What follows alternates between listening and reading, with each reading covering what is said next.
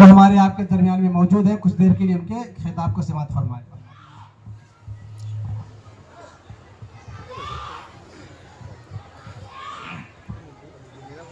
نحمد ونصلی علی رسولہ الکریم، اما بعد فاعوذ باللہ من الشیطان الرجیم، بسم اللہ الرحمن الرحیم۔ یا ایہا الذین آمنوا اتقوا اللہ وکونوا مع الصادقین۔ صدق اللہ مولانا العظیم وصدق رسولہ النبی الامین المتین الکریم، ونحن علی ذلک لمن الشاہدین والشاکرین والحمد للہ رب العالمین۔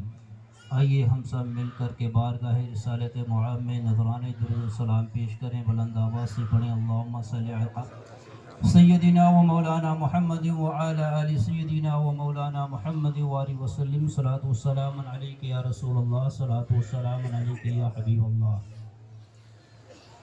ولی اللہ بے شک مظہر شان الہی ہیں، ولی اللہ بے شک مظہر شان الہی ہیں، جو ان کے منہ سے نکلے عین فرمان الہی ہے۔ اور دیوانے کو تحقیر سے دیوانہ مت سمجھو، دیوانہ بہت سوچ کر دیوانہ بنا ہے۔ دیوانے کو سارا جہاں دیکھ رہا ہے، دیوانہ خدا جانے کہاں دیکھ رہا ہے۔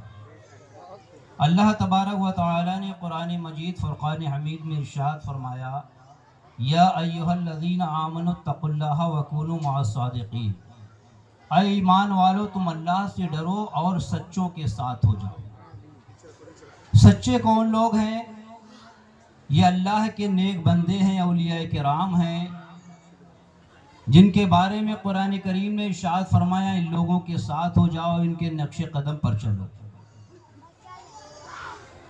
آج ہمارا کیا حال ہے کہ ہم صرف زبانی طور پہ اولیاء کرام سے محبت کرنے والے رہ گئے ہیں، اور ان کے اعمال جو تھے ان کو ہم نے بالائے طاق رکھ دیا ہے۔ جو انہوں نے ہمیں ہدایت فرمائی ہے، جو ہمیں انہوں نے شریعت کے مطابق جو حکم دیا ہے، ہم اس پہ عمل نہیں کرتے ہیں۔ اسی لیے آج ہماری یہ حالت ہو رہی ہے۔ نہ سنبھلو گے تو مٹ جاؤ گے ہندی مسلمانوں، تمہاری داستان تک بھی نہ ہوگی داستانوں میں، اور تم اپنی تباہی بربادی کا اگر سبب پوچھو گے تو تمہیں یہی جواب ملے گا کہ طریق مصطفیٰ کو چھوڑنا ہے وجہ بربادی۔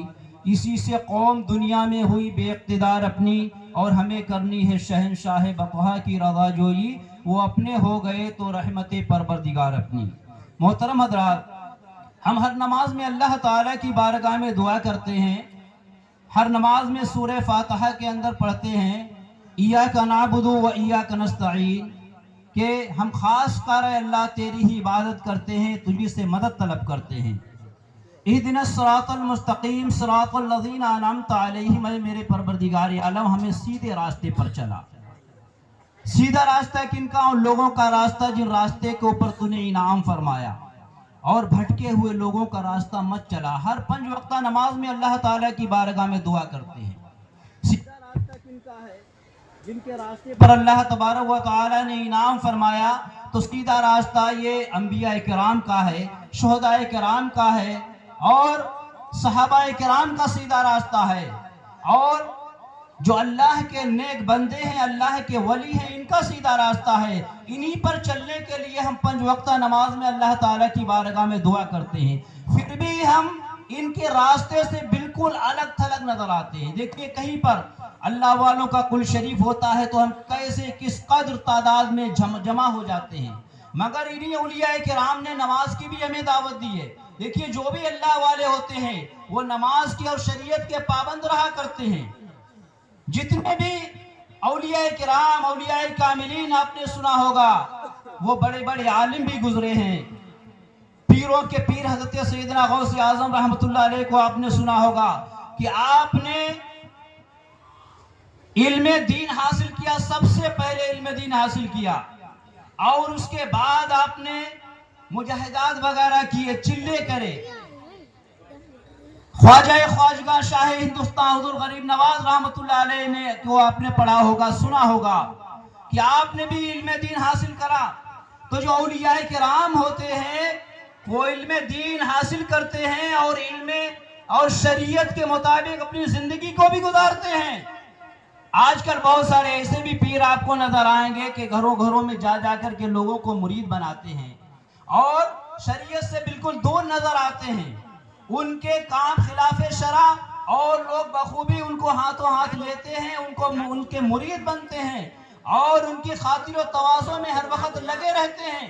شریعت سے ان کی دوری, نمازوں سے دوری. بتائیے ایسے پیر جن کی شریعت سے دوری ہو, جو نمازوں سے دوری ہو جن کی, وہ کیسے پیر ہو سکتے ہیں؟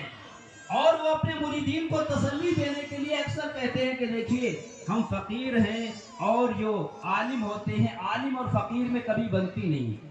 لوگوں کو جھوٹی تسلی دیتے ہیں کہ دیکھیے ہم ہیں طریقت والے اور یہ شریعت والے. گویا انہوں نے شریعت اور طریقت کو الگ کر دیا ہے, جبکہ حقیقت یہ ہے کہ طریقت کی جو سب سے پہلی سیڑھی ہے وہ شریعت ہے.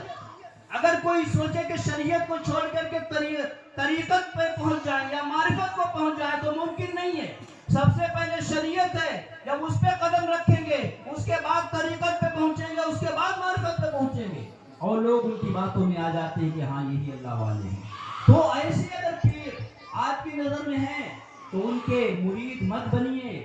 وہ صرف اپنی دکانیں چلانے کے لیے یہ انہوں نے جو حلیہ اختیار کر لیا ہے, لبادہ پہن لیا ہے پیروں کا, صرف اپنی دکانیں چلانے کے لیے اختیار کر لیا ہے.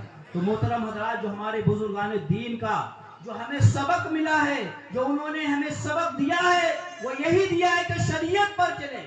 شریعت کو چھوڑ کر کوئی بھی کام ممکن نہیں ہے. کتنے بھی آپ کہتے رہے کہ اولیاء کرام کی محبت ہمارے دلوں میں ہے, کتنے بھی نعرے لگاتے ہیں کہ فلاں کا دامن نہیں چھوڑیں گے, فلاں کا دامن نہیں چھوڑیں گے, شریعت کو چھوڑ دیں گے, نمازوں کو چھوڑ دیں گے, ارکان اسلام کو چھوڑ دیں گے, تو ممکن نہیں ہے کہ شریعت کو چھوڑ کر کے آپ سے خدا راضی ہو جائے. اور انسان یہ سوچتا ہے کہ ہم اللہ تعالیٰ کے یہاں جائیں گے اور بس یہی سوال ہم سے ہوگا کہ ہم مسلمان ہیں کہہ دیں گے تو ہماری نجات ہو جائے گی. نہیں, ہرگز نہیں. صرف مسلمان کہہ دینے سے آپ کی نجات نہیں ہوگی. آپ سے ایک ایک چیز کے بارے میں پوچھا جائے گا. جو گھر کا مکھیا ہے اس سے اس کے گھر والوں کے بارے میں پوچھا جائے گا, اس کے اہل و عیال کے بارے میں سوال ہوگا کہ تم نے ان کی کیسے پرورش کی ہے. صرف ایسے نہیں چھوٹ جاؤ گے. ہر ایک, اگر کوئی بڑا حاکم ہے تو اس سے اس کی رعایا کے بارے میں پوچھا جائے گا کہ تم نے اپنے رعایا کے ساتھ کیا کیا ہے, انصافی کی ہے یا نہ انصافی کی ہے.